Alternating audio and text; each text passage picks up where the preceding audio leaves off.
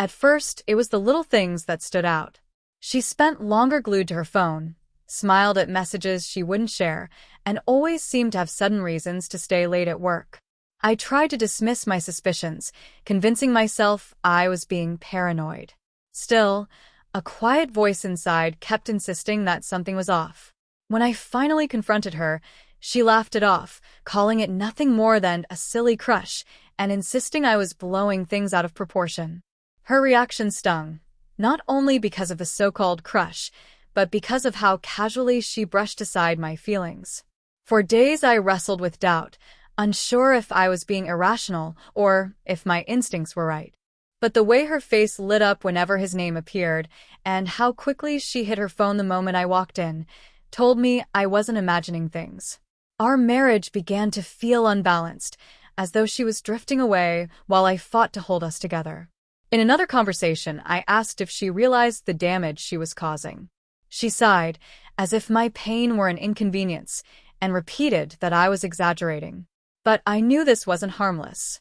What might begin as an innocent attraction turns poisonous when it evolves into secret messages, hidden laughter, and constant thoughts of someone else. That night, I sat in our bedroom staring at our wedding photos, remembering the promises we had made. Yet here we were, she excusing her behavior while giving pieces of herself to another man. I felt foolish for clinging to a relationship she no longer seemed to respect. By morning, I decided to stop arguing and started gathering proof. Messages, late-night chats, pictures she thought were hidden. It all confirmed what I feared. This wasn't just passing interest. She was emotionally invested. When I showed her the evidence, she turned pale. She stumbled through weak excuses, insisting it wasn't serious. But I was done being dismissed. I told her, "You don't get to decide which wounds matter to me. You can't minimize my pain and expect me to stay silent." She broke down in tears, but by then, my feelings had shifted. Where love once stood, self-respect began to grow. Her family reached out soon after, asking why she was at their house crying. I told them everything. At first, they defended her, but once I shared the proof, their tone changed. They admitted she was wrong, but begged me to forgive her. I listened quietly, though deep down, I already knew my decision. In the weeks that followed, she flooded me with apologies and promises to change.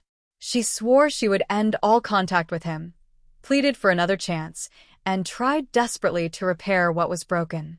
But each time I read her words, I heard her earlier dismissal echo in my mind. "It's just a silly crush." That phrase cut deeper than anything else, a reminder of how little she valued my pain. I began to reclaim myself. I threw my energy into my work, my friends, and my peace of mind.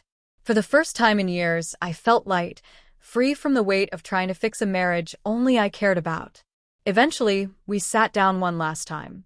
I told her, "Love isn't about ignoring each other's pain. It's about protecting one another from it.